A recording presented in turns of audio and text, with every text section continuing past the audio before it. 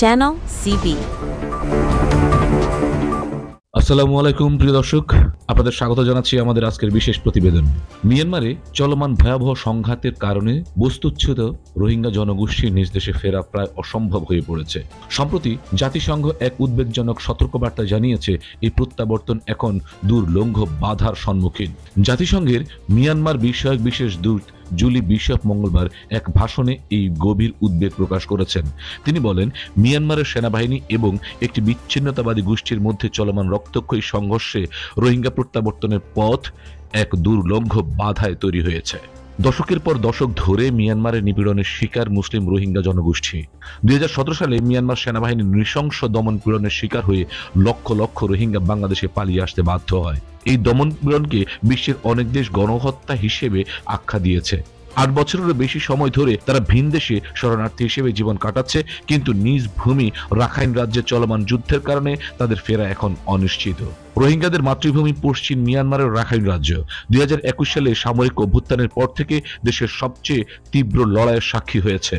গণতান্ত্রিক সরকারকে উৎখাত করার পর থেকে শুরু হওয়া এই গৃহযুদ্ধে রাখাইনের পরিস্থিতি ভয়াবহ আকার ধারণ করেছে। জাতিসংঘের বিশেষ দূত জুলি বিশপ বলেন, রোহিঙ্গারা তাদের নিজেদের বাড়ি রাখাইনে ফিরে যেতে চায়, তাদের জীবন পুনর্গঠন করতে চায় এবং নিজেদের ভাগ্য নিয়ন্ত্রণের মাধ্যমে তাদের সম্প্রদায়ের নেতা হতে চায়। কিন্তু বাস্তবতা হলো 2023 সালের নভেম্বর থেকে রাখাইনের মানবিক পরিস্থিতি তীব্র অবনতি ঘটেছে এবং সেখানে বসবাসকারী রোহিঙ্গাদের জীবনকে আরো ঝুঁকিপূর্ণ করে তুলেছে।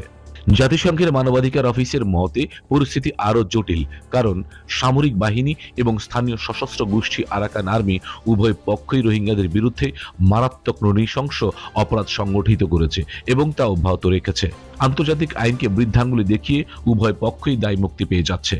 সুতরাং একদিকে যেমন রোহিঙ্গারা নিজেদের ভিটে মাটিতে ফেরার স্বপ্ন দেখছে, অন্যদিকে রাখাইনের ভয়াবহ যুদ্ধ পরিস্থিতি তাদের জন্য এক দুর্ভোগের প্রাচীর তৈরি করেছে। আন্তর্জাতিক সম্প্রদায় এই সংকট সমাধানে কতটা কার্যকর ভূমিকা রাখতে পারবে সেটাই এখন দেখার বিষয়। প্রিয় দর্শক, এই বিষয়ে আপনার মতামত কি আমাদের কমেন্ট সেকশনে জানাতে ভুলবেন না। ভিডিওটি ভালো লাগলে লাইক করুন, বন্ধুদের সাথে শেয়ার করুন এবং এই ধরনের আরো খবরের জন্য আমাদের চ্যানেলটি সাবস্ক্রাইব করুন। ধন্যবাদ সবাইকে।